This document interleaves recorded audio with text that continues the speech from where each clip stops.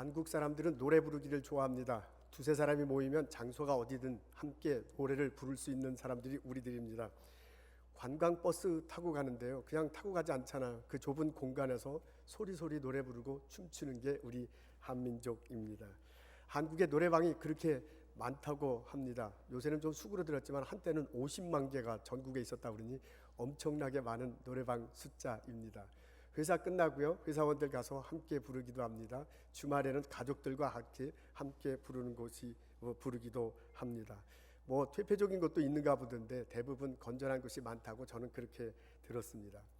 왜 이렇게 한국 사람들이 노래 부르는 걸 좋아하느냐라고 물어보니까요, 스트레스 해소하기 위해서다라고 사람들이 줄곧 대답한다고 합니다. 노래방 가서 신나게 노래 부르고 막 목소리 풀리고 막 춤추고 나면 스트레스가 해소됩니다. 그러다 보니까 관광을 가는 것도 이제 스트레스를 해소해야 될 거 아니에요. 그러니까 그냥 스트레스 해소하기 위해서 그 좁은 공간에서 춤추고 노래 부르고 그냥 노래 부르고 난리를 친다고 합니다. 이렇게 살면은 한국 사람들한테 스트레스 지수가 이렇게 상당히 낮을 것 같은데 실상 또 그렇지도 않은 듯 합니다. 한국 성인 10명 중 9사람이 평상시에 스트레스를 느낀다라고 그렇게 연구 결과가 났습니다. 2016년 2월자 한국보건사회연구원의 연구 결과가 그렇습니다. 우리 한국 사람이 느끼는 스트레스는 OECD 국가 중에서 가장 높다고 합니다.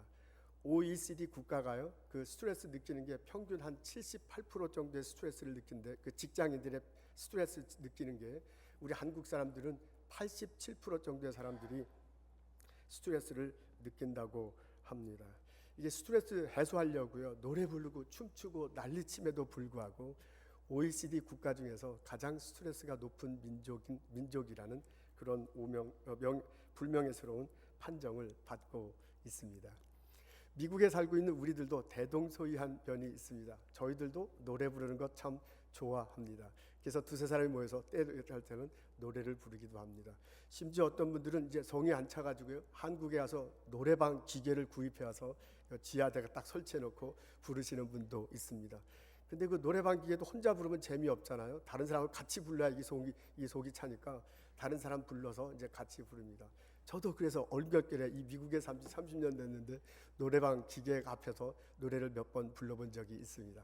그거 좋더라고요. 재밌더라고요. 뭐 이렇게 자꾸 부르면. 제가 그렇게 부를 때마다 항상 제 애창곡은 있는데 그게 뭐냐면 돌아와요 부산항입니다.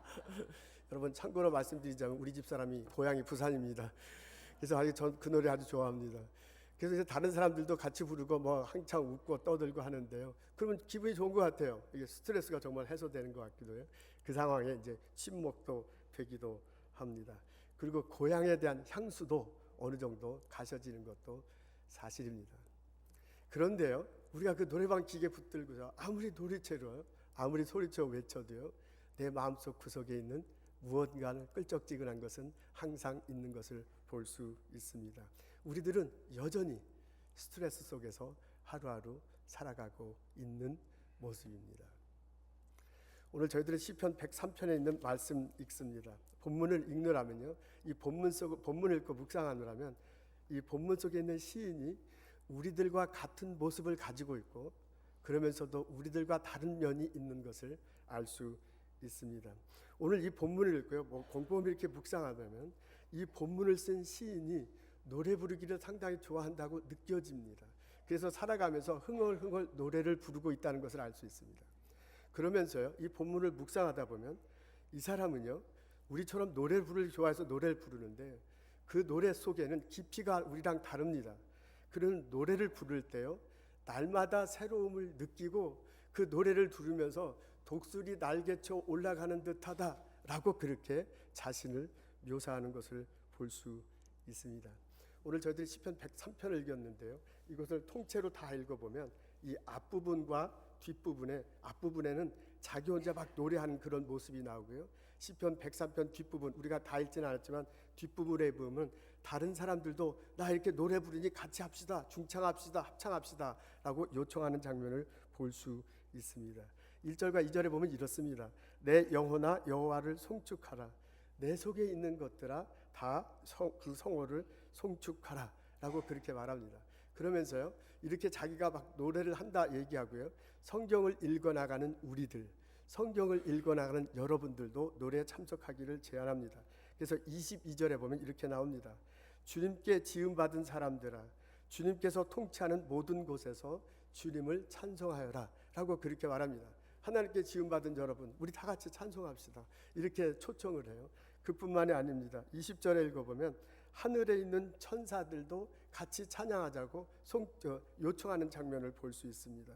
여호와의 말씀의 소리를 듣는 너 천사여, 여호와를 송축하라. 그러니까 103편을 이렇게 다 읽어보면 앞에는 자기가 막 노래를 막 하면서요, 뒷부분에 가서는 여러분들도 같이 노래합시다. 그러면 하다못해 막 만군 천사들도 다 함께 노래합시다 라고 이렇게 요청해서요, 독창이 중창이 되고 합창이 되는 그런 모습을 연상하는 것을 알 수 있습니다. 그러면서요, 자신이 얼마나 막 노래 부를 때 신이 나는지, 그 노래 속에서 어떤 모습인지가 5절에 나와 있는데, 나는 날마다 새로워지고 그 새로움이 더해져서 독수리 날개쳐 하늘에 올라가듯이 산다라고 그렇게 표현하고 있습니다. 독수리가 올라가는데요, 날개를 치고 하늘로 올라가는 것처럼 자신은 그 마음속에 그렇대요. 마음이 그렇게 새롭대. 그래서 그 기쁨을 가지고 하루하루를 살고 찬양한다라고 그렇게 말해주고 있습니다. 그러면서요, 이 앞부분과 뒷부분에 그렇게 하고요, 그 중간에 보면 내가 어째서 이렇게 노래하는지 찬양하는지, 내가 어째서 이 내 삶이 독수리 날개쳐 올라가서 사는지를, 그 이유를 밝혀놓은 것을 알 수 있습니다. 집약적으로 나온 데가 3절과 4절이에요. 오늘 본문을 그 3절과 4절을 한번 성경을 펼치고 다시 한번 읽으면 좋겠습니다.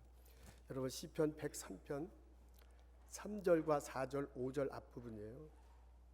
시편 103편인데요 2절에 보면 내 영혼아 여호와를 송축하며, 그 다음에 뭐라 하냐면 그 모든 은택을 잊지 말저다, 그렇게 얘기하고 있어요. 그러니까 지금 이 시편 기자의 의도는 뭐냐면, 내가 찬양하는데, 찬양을 드리는데 그 이유가 하나님 은택 때문이다, 그렇게 고백하는 거예요. 은혜 때문이다, 그렇게 얘기하는 거예요. 그러면서 3절과 4절과 5절에 그가 느낀 은혜가 무엇인지를 적어놨습니다. 우리 한번 다 같이 3절, 4절, 5절 다 같이 읽겠습니다. 저가 내 모든 죄악을 사하시며 내 모든 병을 고치시며 내 생명을 파멸에서 구속하시고 인자와 긍휼로 관을 씌우시며 좋은 것으로 내 소원을 만족해 하사, 그렇게 지금 은혜를 5가지를 이렇게 나열하고 있습니다. 그러면서 5절 하반절 우리 다 같이 읽겠습니다. 내 청춘으로 독수리같이 새롭게 하시는구나.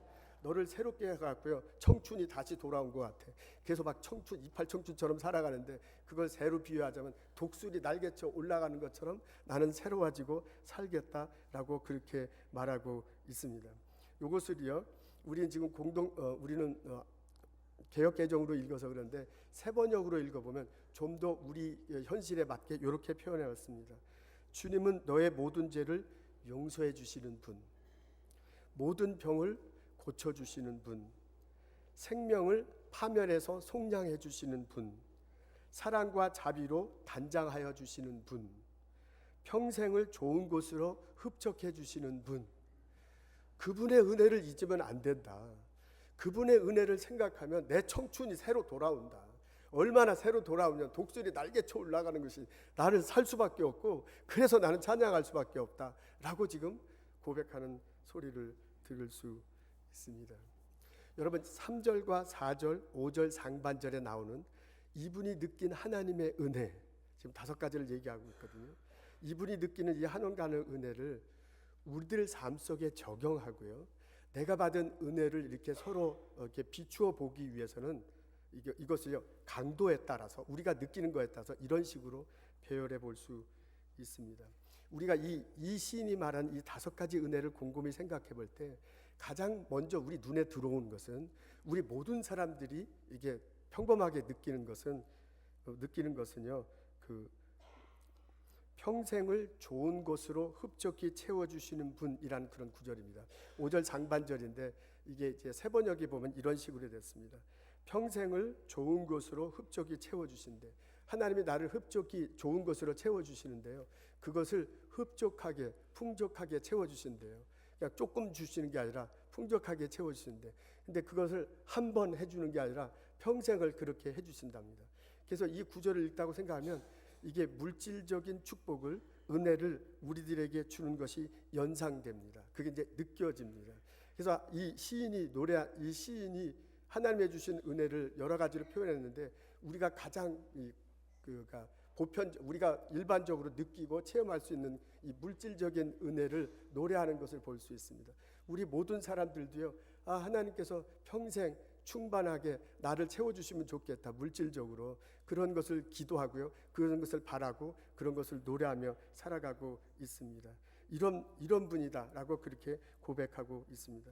그 다음에 또 밑에 보면 이 물질적인 것만 주시는 게 아니라요, 모든 병을 고쳐주시는 분, 이렇게 3절, 4절, 5절 보면 모든 병을 고쳐주시는 분이라고 이렇게 하고 있습니다. 하나님이 육체의 필요도 채워줍니다. 물질적인 모든 필요한 것들을 채워주실 뿐만 아니라 그 밑으로 보면 우리가 질병에 걸었을 때 그 병을 고쳐주시는 분이다 라고, 그렇게 이것이 하나님의 은혜다, 이 은혜를 생각하면 내가 노래하며 살 수밖에 없다, 그렇게 말하고 있습니다. 그 다음에 보면요, 시인이 마음의 병을 고쳐주시는 분이라고 그렇게 말하고 있습니다. 사랑과 자비로 단장하여 주시는 분, 그렇게 했습니다. 단장, 이렇게 꽃단장 해주는데 사랑과 자비로 해준대요. 그 사랑과 자비가 마음, 이렇게 겉으로도 드러나겠지만 마음속으로 느껴지는 거잖아요. 그러니까 하나님이 은혜를, 나를 사랑해줘, 나를 이렇게 마음의 자비를 내려줘요. 현대인의 질병에 가장 많은 것이 시작은 외로움부터라잖아요. 내가 아무리 사람들과 많이 있어도 외로워. 그게 외롭게 사는데 사람들로부터 사랑받으면 물론 좋죠. 근데 하나님께서 나를 사랑해 주신대. 사람이 많아도 적어도 그것과 상관없이 하나님부터 사랑받는다, 하나님의 자비를 느낀다라고 생각한다면 그건 얼마나 큰 축복인지 모릅니다. 지금 모릅니다. 그런 마음의 축복을 해주고 있다면, 처음에 평생의 좋은 것으로 채우신다, 물질적인 축복을 말하고요, 그 다음에 질병을 고쳐주시는, 그 육체의 질병을 고쳐주시는 은혜를 말해요.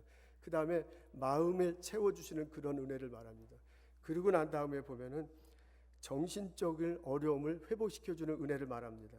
생명을 파멸해서 속량해 주시는 분, 이걸 어떻게 해석하느냐 또 달라지겠지만은 파멸해 있던 것을 생명으로 가게 해주신다라고 이렇게 말할 때 보면, 이것은 우리가 정신적으로 깊은 나락에 빠졌을 때가 회복되는 것으로 해석할 수도 있습니다. 우리 살아가다 보면 너무나 힘들어서, 너무 고통스러워서 막 좌절할 때 있잖아요. 그것이 깊어지면 우울감이 들잖아요. 그것이 깊어지면 죽고 싶어지잖아요. 다른 사람들이 생각할 때는 전혀 그럴 생각이 아닌데도 내가 내 스스로 어떻게 견딜 수가 없어요. 어떻게 조절할 수가 없어요. 그래서 그냥 죽고 싶은 그런 때가 있습니다. 살다 보면 그런 경우가 있는 것을, 그런 상황에 부딪히는 것을 볼 수 있습니다. 그런 상황에 빠져 있는 사람 옆에 있는 것조차도 너무너무 힘들고 고통스러운 거야. 그게 파멸의 나락에 막 빠져 들어가는 거잖아요. 스스로 벗어날 수 없는 그것을 하나님께서 은혜로 함께 하셔서요, 이것을 회복시켜 준대. 파멸해서 생명으로 가도록 해주신대요. 그게 얼마나 엄청난 은혜인지, 그게 엄청난 축복인지 경험해보지 않으면 알 수 없습니다. 그때 시인이 뭐라고 하면, 하나님께서 그렇게 나를 회복시켜 주신다라고 이야기하고 있습니다. 그뿐만 아닙니다. 이분은 나중에 시인에게서 영혼의 필요도 채워주시는 분임을 알 수 있습니다. 3절 앞부분에 제일 먼저 이렇게 얘기잖아요. 주님은 나의 모든 죄를 용서해 주시는 분입니다. 여러분 느껴지십니까? 지금 5가지 시인이 자기가 은혜 받은 것들을 얘기하는데요, 우리식으로 펼쳐하면 제일 처음에 물질적으로 넉넉하게 채워주세요. 그러고 난 다음에 그걸 말해, 그 밑으로요, 질병을 고쳐주세요. 그 다음에 마음을 위로해 주세요. 정신적인 파멸에서 세워주세요.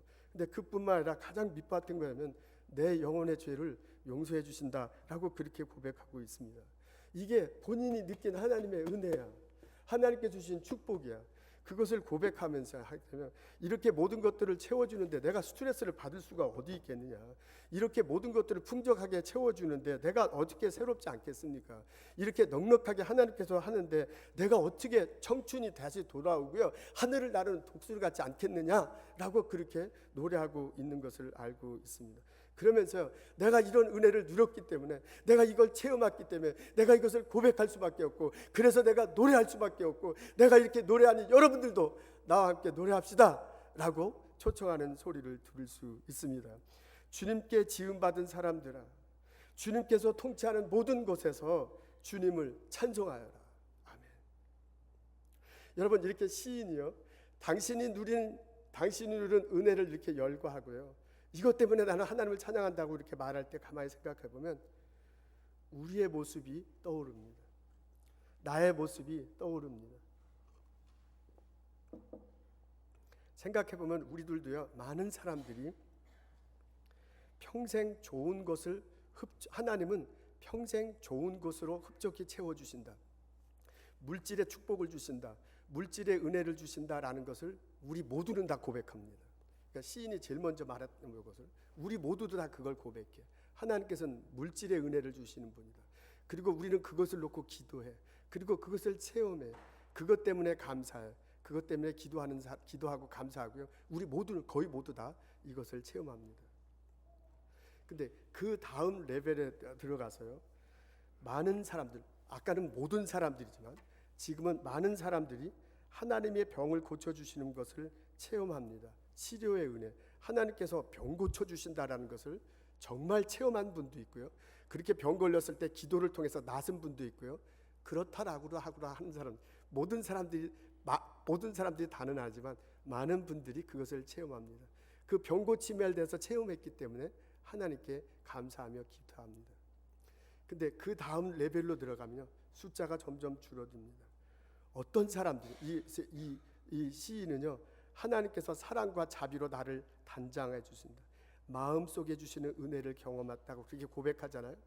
우리들 중에서도요, 마음속에 사랑과 은혜를 주시는 것을 경험한 분들이 어떤 사람들은 있습니다. 어떤 사람들은 내 마음 외롭고 힘들고 고통스러울 때 하나님께서 은혜 주셔서 회복했다는 것을 고백해. 우리는 더 깊이 들어갈 수 있습니다. 이 시인은 파멸 속에서 생명으로 속량해 줬다고 그러잖아요. 우리들 중에 몇 사람들이 정말 깊은 우울감 속에 있을 때, 나 꼭 그냥 죽고 싶어, 자살하고 싶은 그런 것 속에서 하나님이 터치해 주시는 거야. 하나님이 만져주시는 거야. 그래서 내가 생명으로 회복되는 것을 경험한 사람들이 있습니다. 그래서 그것을 경험했기 때문에 그것을 고백하고 그것을 노래할 수 있는 사람이 몇몇 사람들이 우리들 가운데 있습니다. 우리는 시인이 더 깊이 들어간 마지막 단계, 내 죄가 용서받았다, 내 죄가 용서받았다는 것을 체험하기 때문에 나 고백하고 노래할 수밖에 없다라는 그 단계에 들는데, 우리들 중에 정말 몇 사람이, 안타깝게도 소수의 사람이 이 마지막 단계에 도달해서 내가 죄 용서함을 받았다라고 고백할 수 있고요, 시인이 노래하는 게 도대체 무슨 노래를 하는 것인지 영혼 속에 이해하고 같이 노래할 수 있는 사람이 있습니다. 우리는요, 하나님 말씀 앞에 지금 시인이 점점점 깊이 하나님의 은혜 체험한 걸 점점 이렇게 깊이 들어가잖아요. 그것을 솔직하게 이 깊이에 따라서 나 자신을 비춰보면, 나는 겉으로 들어가는 물질의 은혜는 알고요, 축복을 누리고 경험해봤어. 질병의 축복, 회복, 그것도 좀 해보았지요. 내 마음의 평안, 좀 많은 사람이 느낄 거예요. 근데 내 깊숙한 곳속에 있은 정신적 갈등에서 널하는 것, 내 영혼 깊숙한 곳에 죄 용서함 받음에 대한 체험, 고백을 얼마나 많이 하고 있는가라고 물어볼 때 많은 사람들이 그렇게 하지 못하는 것을 알 수 있습니다. 우리도 은혜 체험합니다. 물질적인 은혜 많이 체험합니다. 축복 받기를 원합니다. 그러나 점점 깊이 있는 은혜를 갖추고 나 자신을 비춰볼 때 내가 체험한 은혜는 부분적이야. 내가 체험한 은혜는 핵심적인 것에서 좀 벗어나, 그게 나쁘다는 게 아니에요. 좀 핵심적인 그 어떤 것에서는 조금 벗어난 것임을 알 수 있습니다. 그래서 나도 찬양 은혜를 받았다고 고백해. 그래서 나도 노래해. 그래서 나도 찬양해. 근데 내 영혼 깊숙한 곳 속에서 체험한 은혜에서 나오는 찬양을 하기도 하지요. 할 수도 있지요. 하는 분도 계시지요. 근데 내가 솔직하게 지금 이 시편 기자가 말한 그 깊숙한 은혜를 체험하고 내가 그것 때문에 찬양하는가라고 물어본다면 그렇지 못한 나의 모습을 볼 수 있다, 그런 이야기입니다. 그래서 나도 노래하지만은 내 마음속에는 뭔가 끈덕지 같은 것들이 아직 남아 있습니다. 내 인생에는 여전히 스트레스가 있습니다. 나의 삶은요, 날개죽지 꺾인 참새가 하늘을 날까 말까 하다가 그냥 전깃줄에 앉는 모습과 같은 모습으로 살아가고 있습니다. 우리는 하나님의 은혜가 얼마나 풍요로운지, 그 하나님의 은혜를 풍요롭게 정말 체험한 사람들이 얼마나 깊이 있게 찬양할 수 있는지 시편 기자가 노래하는 것을 보면 알아. 그러나 내가 그것을 체험하고 있는가? 내가 내 영혼 깊숙한 곳에서 그 은혜를 체험하고 찬양하고 있는가라고 물어볼 때 얼른 대답하기가 쉽지 않은 우리들의 모습을 봅니다. 저는 오늘 하나님의 말씀을 읽고 묵상하고요, 여러분에게 전하면서요, 나도, 여러분 각자도 하나님 말씀 앞에 솔직해지기를 원합니다. 하나님 말씀 앞에서요, 내가 정말 내 영혼 깊숙한 곳에서 하나님께서 주시는 은혜를 체험했는가 라고 물어보고요, 그것이 되지 않았다면요, 그 은혜 체험하기를 소망하고요, 그것 체험했기 때문에 깊숙한 곳에서 나오는 찬양을 드리는 나와 여러분 되시기를 원합니다. 하나님은 성령의 모습으로 이 자리에 함께 하십니다. 하나님은 성령의 모습으로 이 자리에 함께 하셔서 우리 모두에게 은혜 내려주시기를 원합니다. 그 은혜의 빛이 이곳에 가득합니다. 근데 그 은혜에 가득한 은혜의 빛이 내 마음속에도 비춰주고요, 내 정신 속 깊숙한 곳, 절망에 있던 그곳에도 비춰주고요, 내 영혼 속에 있던 죄된 것에서도 비춰져서요, 그 어둠의 새가 빛의 세계로 바뀌기를 원합니다. 하나님께서 나를, 예수 그리스도를 통해서 내 죄를 용서하셨다라고 체험되고 고백되고, 그것 때문에 영원한 깊숙한 곳에서 주님께 찬양드리는 나와 여러분 되시기를 주님의 이름으로 축원합니다. 내가 이것을 체험하기 위해서는 내가 하나님 앞에서, 예수님 앞에서 솔직해져야 합니다. 내가 예수님 앞에서요, 하나님 앞에서 나약한 존재임을 솔직하게 인정하고 고백해야 할 것입니다. 오늘 시편 기자는 14절에 보면 뭐라고 그러냐면, 우리 인생은 한갓 티끌 같다라고 그렇게 말하고 있습니다. 들판 어느 곳에 있는 풀 같다, 바람 한번 스치면 지나가는 버릴 꽃 같다라고 그렇게 말하고 있습니다. 그게 왜 이런 소리를 하냐면, 자기가 그렇다라고 바람 한번 불면 훅 날아가는 꽃 같은 게 나다, 인생이 나다라고 그렇게 말하고 있습니다. 하나님 앞에서 내가 그런 존재임을 솔직하게 인정하는 것, 이것이 먼저입니다. 우리가 이것을 솔직하게 인정할 때 내가 내대로 사는 것이 아니라 내 안에 하나님을 모시고 하나님대로 살아간다라고 이렇게 시작이 되는데요, 그렇지 않고 이것을 인정하지 않으면 하나님은 바깥에 계시고 하나님은 내 안에서 나의 주인이 되지 않아요. 내가 내 스스로 살게 돼요. 그래서 이게 죄의 시작이 되는 것을 알 수 있습니다. 이것을 깨닫지 못하기 때문에 내가 내 스스로 살기를 원합니다.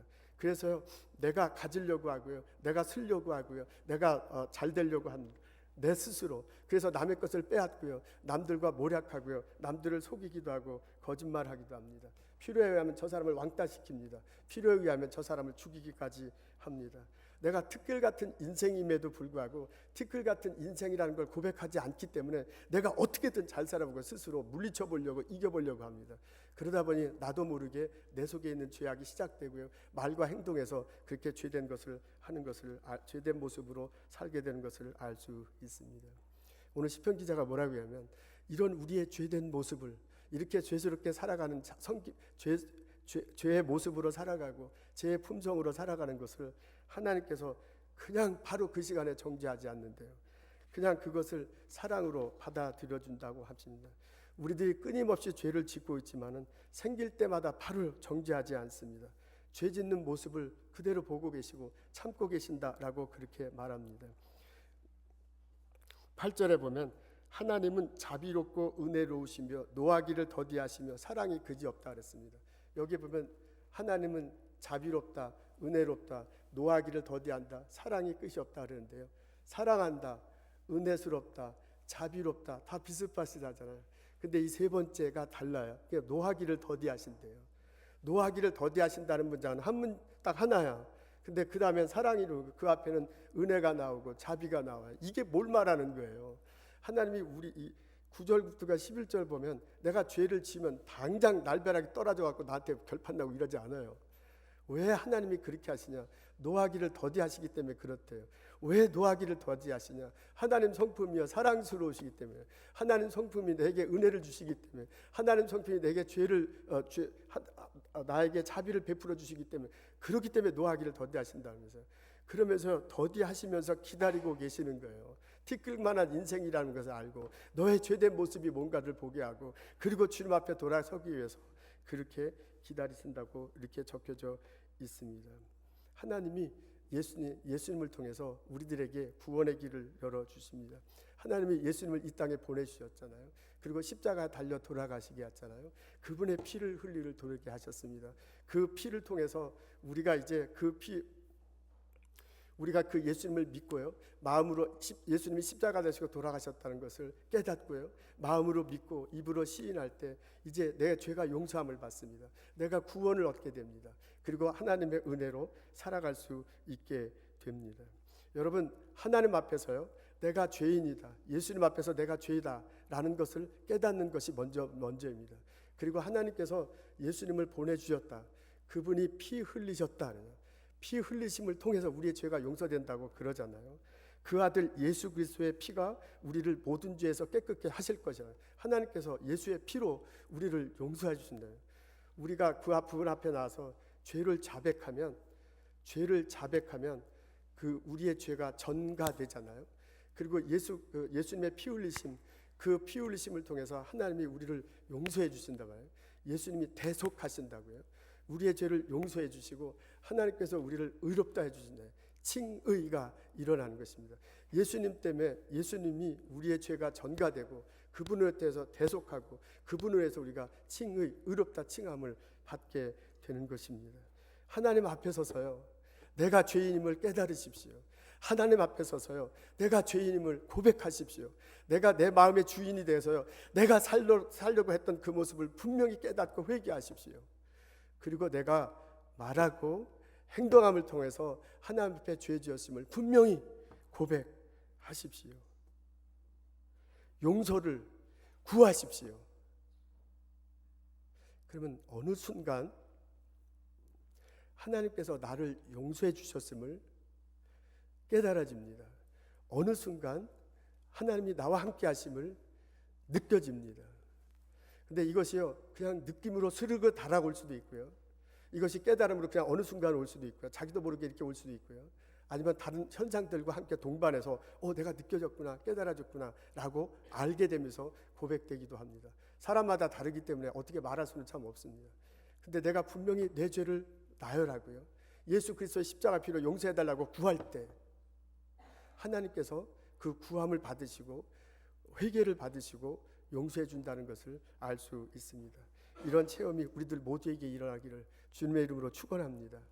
이것은 참 쉬우면 쉬운데 어려우면 참 어렵습니다. 어떤 사람은 쉽게 깨달고요, 이걸 쉽게 경험합니다. 어떤 사람은요, 쉽게 알고 있어요. 그렇구나, 머릿속으로 다 알아. 그러나 정말 마음속으로 영원 깊숙한 것에 죄 용서함을 체험하지 못하는 그런 분도 있습니다. 어떤 사람은 정말 어렵게 깨달았고요, 쉽게 체험하는 사람도 있고요. 어떤 분들은 정말 어렵게 깨닫고 깨닫지 못하고요, 정말 어렵게 체험하지 못하는 분들이 있는 것을 알 수 있습니다. 여러분 어떻습니까?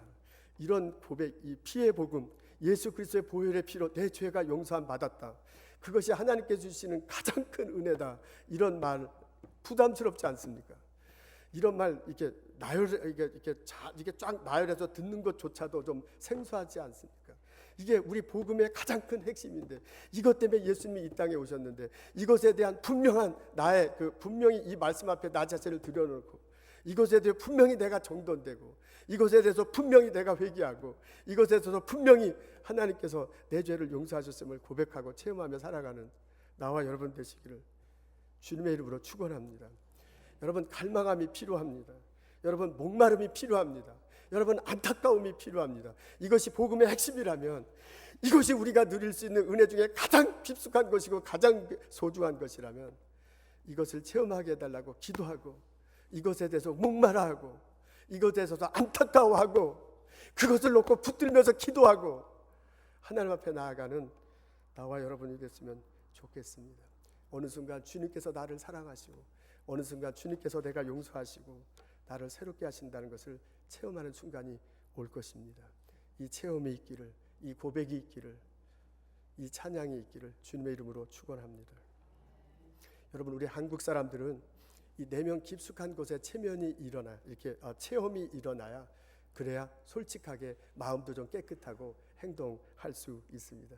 우리 한국 사람들은 이 마음속 깊숙한 곳에 깨끗지 않은데, 마음이 껄끄럭한데 행동으로 그렇지 않은 척 하기가 참 힘듭니다. 우리들은 다 그렇게 이렇게 생겼습니다. 우리는 이 깊숙한 곳이 깨끗해야 마음도 좀 밝고, 그래야 좀 행동도 밝게 하게 되어 있습니다.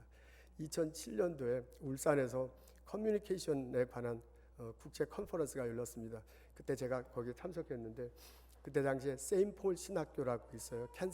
캔자스에 있는데, 그 신학교에서 가르치는 전용호 교수님이 강연을 했습니다. 그분 강연하는 중에 이런 얘기를 하더라고요. 한국 종하고요, 외국 종하고는 모양새도 다르고, 그리고 소리나는 그 원리도 다르다고 합니다. 여러분, 그 서양 종 하면은 이제 이거 오해하지 마십시오. 이게 종교하고 컬처, 그 사람들의 심성이 이렇게 얽혀 있기 때문에 이렇게 말할 수밖에 없습니다. 여러분, 서양 종 하면 우리 이제 교회 종 이렇게 생각나죠. 그게 이제 서양에서 만들어 온 종이잖아요. 서양 사람들의 종은 요게 꼭대기 이렇게 생겼고, 끝으로마리가 이렇게 약간 이렇게 펼쳐져 있습니다. 그죠? 그리고 그 종 울리는 게 이 안에 있습니다. 그래서 여기서 이 안에서 땡땡땡 치면, 땡땡땡 치면 땡땡땡 이렇게 소리가 납니다. 근데 요 종 자체가요, 요렇게 그 끄트머리가 이렇게 되어 있기 때문에 송 안에서 땅 치면 바로 땡땡땡 소리가 나고, 땅땅땅 치면 땅땅땅 소리가 납니다. 그리고 소리 치는 대로 바로 이렇게 밑으로 빠져나가기 때문에 이게 땡땡땡 땅땅땅 하면서 이렇게 쭉쭉쭉 이렇게 퍼져나갑니다.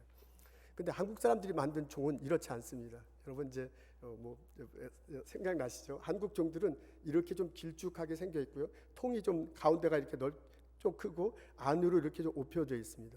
그리고 한국 종은 이 속 안에서 치지 않습니다. 겉에서 때린단 말이에요. 그래서 이게 겉에서 때리면 소리가요, 이 한국 종들은 안에 있다가 때리면 소리가 안에서 모아진대요. 모아지고 난 다음에 소리가 울려서 이 겉에 있는 걸 울려준대요.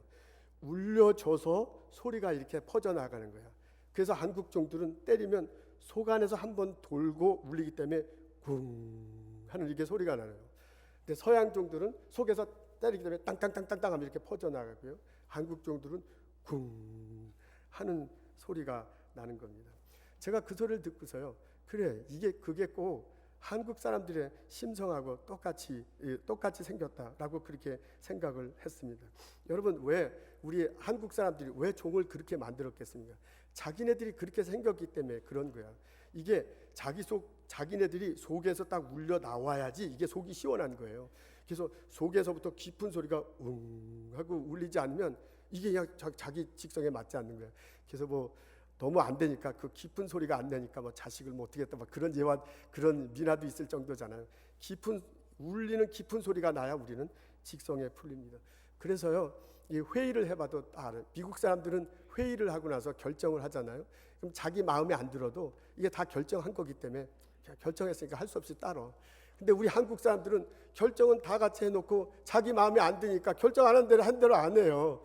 이게 우리 한국 사람들입니다. 이게 왜 그러냐? 속마음에서 이게 딱 돼야 이게 결정도 결정이고 안 결정도 안 결정이기 때문에 그렇게 생겼습니다. 여러분, 이런 한국인의 특성, 이런 한국인의 심성 그대로 종교도, 이게 종교에서도 나타나는 것을 알 수 있습니다. 신앙생활에도요, 그대로 이것이 나타납니다. 우리 신앙생활하는데요, 교회 생활하는데 이 내 영혼 깊숙한 곳에서요, 터치가 돼야 돼. 내 영혼 깊숙한 곳에서 쿵 하고 울려야 돼. 이게 울려야 내 몸이 울리고, 그래야 이게 바깥으로 행동이 되는 거야. 내 영혼 깊숙한 곳에서 쿵 하고 터치가 안 되는데 어떻게 한두 번은 바깥에서 밝은 척하고 열심히 봉사하는 척해도 이게 안 돼. 우리는 그렇게 여기서 쿵 하고 대처돼야지 그것 때문에 밝게 할 수 있습니다. 여러분, 내 영혼 깊숙한 곳에서 죄 용서함이 해결되지 않으면 우리는 겉핥기식의 신앙생활할 수밖에 없습니다. 그냥 겉핥기식의 노래할 수밖에 없습니다. 영혼 깊숙한 곳에서 찬양은 나오지 않습니다. 여러분, 물질적으로 축복받으면 얼마나 좋습니까? 신납니다. 우리 교인들 다 그렇게 축복받았으면 좋겠습니다.